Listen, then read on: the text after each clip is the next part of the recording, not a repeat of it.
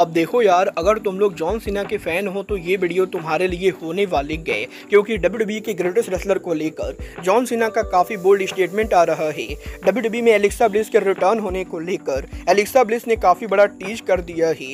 WrestleMania 41 और 42 के main event को लेकर बैक स्टेज से बहुत ही बड़ी अपडेट आ चुकी है। तो गाइज, वहीं मैट कार्डोना के डब्ल्यूडब्ल्यूई पर वर्ल्ड चैंपियन बनने को लेकर कार्डोना का भी काफ़ी बड़ा हिंट आ चुका है। तो गाइज, चलिए बिना किसी देरी के शुरू करते हैं इस वीडियो को। और सबसे पहले बात करेंगे जॉन सीना की। वेल गाइज, इस हफ्ते जॉन सीना के लेटेस्ट इंटरव्यू के ऊपर जॉन सीना ने डब्ल्यूडब्ल्यूई के some of the all time greatest wrestler को लेकर बात की। जब यहां पर सीना से ये पूछा गया कि जॉन सीना को क्या लगता है डब्ल्यूडब्ल्यूई के अंदर अब तक का सबसे ग्रेटेस्ट रेसलर कौन है, तो जॉन सीना ये बोलते गए कि रेसलिंग वर्ल्ड में ऐसे बहुत सारे रेसलर थे जो यहाँ पर अपने अपने एरा के अंदर पॉपुलर रह गए। और जहाँ एटीट्यूड एरा के अंदर ऑस्टिन सबसे ज्यादा पॉपुलर रेसलर थे, वहीं अर्ली 90s के अंदर हल्क होगन की पॉपुलरिटी एक अलग लेवल पर थी। और मॉडर्न एरा के अंदर कुछ लोग यहाँ पर सीना को भी ग्रेटेस्ट रेसलर बोलते गए, बट जॉन सीना पर्सनली ये बिलीव करते गए कि जो रेसलर रियलिटी में डब्ल्यूडब्ल्यूई हिस्ट्री का ग्रेटेस्ट रेसलर है वो डब्ल्यूडब्ल्यूई के current superstar tribal chief Roman Reigns है। और जॉन सीना का ये कहना है कि जब यहाँ पर डब्ल्यूडब्ल्यूई में 2012-13 के अंदर रोमन रेंस नए नए आए थे, उस समय डब्ल्यूडब्ल्यूई की शेयर मार्केट में कीमत मात्र 11 से 12 डॉलर थी। और यार यहाँ पर डब्ल्यूडब्ल्यूई के शेयर मार्केट में कीमत 100 डॉलर से भी ऊपर जा चुकी है। और जॉन सीना का ये कहना है कि रोमन रेंस ने जिस तरीके से पैंडेमिक एरा के अंदर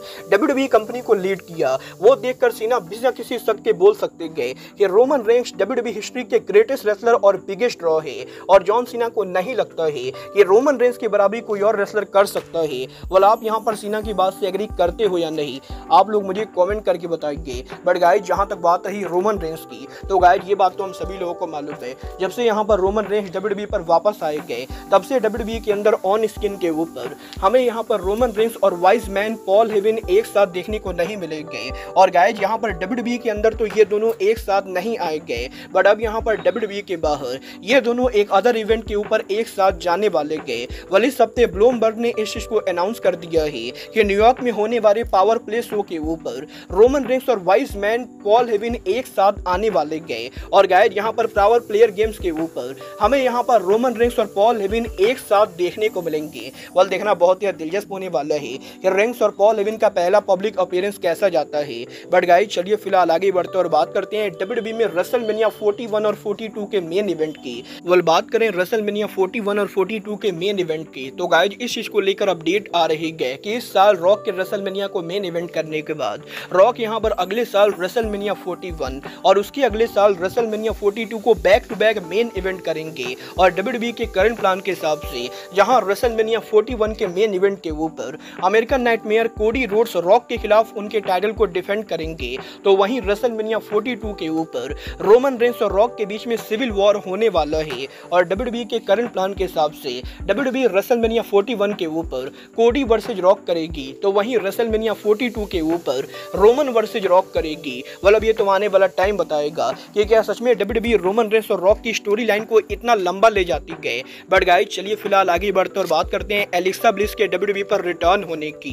वेल गाइज, बात करें एलेक्सा ब्लिस की, तो गाइज ये बात तो हम सभी लोगों को मालूम है, एलेक्सा ब्लिस लंबे टाइम से डब्ल्यूडब्ल्यूई के टीवी पर हमें देखने को नहीं मिलेंगे। और guys, last year Alexa bliss के प्रेग्नेंट होने की वजह से उन्हें यहाँ पर टीवी से ऑफ जाना पड़ा था। और अब यहाँ पर एलेक्सा ब्लिस का बच्चा जब हो चुका है, तो वो फाइनली सोशल मीडिया के ऊपर डब्ल्यूडब्ल्यूई के ऊपर उनके रिटर्न को टीज कर रही गए। और इवन यहाँ पर इस हफ्ते एलेक्सा ब्लिस ने सोशल मीडिया के ऊपर डब्ल्यूडब्ल्यूई को लेकर कुछ ट्वीट भी किए, जिसके जरिए वो लगातार टीज कर रही गए कि वो जल्द ही डब्ल्यूडब्ल्यूई के ऊपर वापस आने वाले गए। वल देखना बहुत ही दिलचस्प होने वाला है कि एलेक्सा ब्लिस डब्ल्यूडब्ल्यूई के ऊपर उनका रिटर्न कब करती गए। बट गाइज, चलिए फिलहाल आगे बढ़ते और बात करते हैं मैट कार्डोना के डब्ल्यूडब्ल्यूई पर रिटर्न होने की। वल अगर आप लोग डब्ल्यूडब्ल्यूई को लंबे टाइम से फॉलो कर रहे हो तो आपको मालूम होगा कि Matt Cardona AKA Zack Ryder पहले डब्ल्यूडब्ल्यूई पर काम करते थे। और जैक राइडर डब्ल्यूडब्ल्यूई के one of the original wrestlers में से गए, जिसको यहाँ पर डब्ल्यूडब्ल्यूई के अंदर ट्रेन करके बनाया गया था। और जैक राइडर के डब्ल्यूडब्ल्यूई ओरिजिनल होने के बाद भी उन्हें यहाँ पर कभी भी डब्ल्यूडब्ल्यूई के अंदर मेन इवेंटर नहीं बनाया गया।